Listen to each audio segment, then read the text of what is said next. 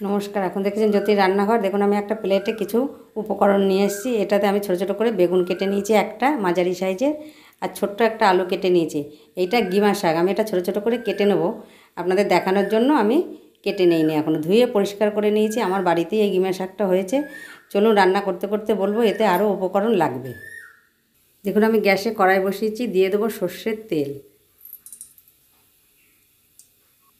তেলটা গরম হয়ে গেছে, আমি এটা কিছুটা বড়ি দিয়ে লাল লাল করে ভেজে তুলব।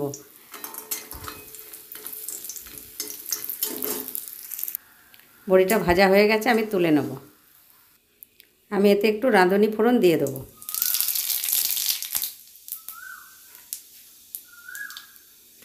আমি একে একে বেগুন আলুটা সম্পূর্ণ এর মধ্যে দিয়ে দেবো।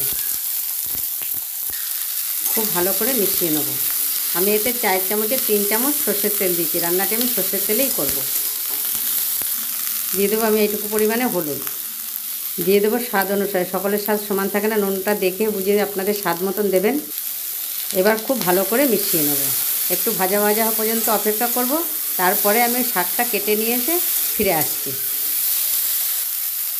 দেখুন ভাজা ভাজা হয়েই এসছে। আমি এবার দিয়ে দেবো শাকগুলো। আমি এই গিমা শাকগুলো সম্পূর্ণ এর মধ্যে দিয়ে দেবো। খুব ভালো করে মিশিয়ে নেব। সব কিছু একসঙ্গে মিশিয়ে গিয়ে আলু বেগুন গিমা শাকটা খুব ভালোভাবে মিশে যাবে। সেদ্ধ হওয়া পর্যন্ত অপেক্ষা করব ঢাকা দিয়ে। আমি 5 থেকে 7 মিনিট বাদে ফিরে আসছি।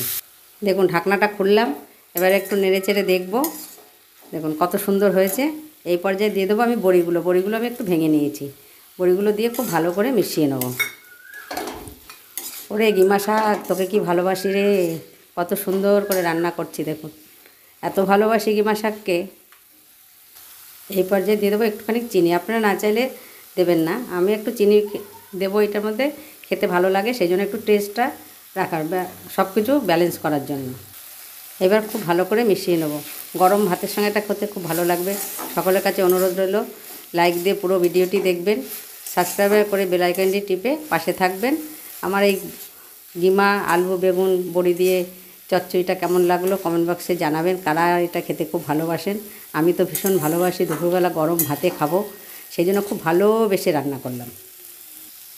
দেখুন বেগুন তো সেদ্ধ হয়ে গেছে, আলু সেদ্ধ হয়ে গেছে, আমার সব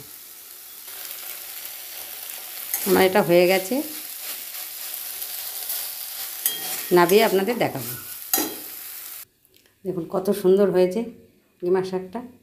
আপনাদের লোক যদি বেশি থাকে আপনারা পরিমাণটা আরও বেশি নিতে পারেন। আমাদের লোক কম, আমি ওই জন্য কম করেই করেছি। আপনারা কমানো বাড়ানো করে নিতে পারেন।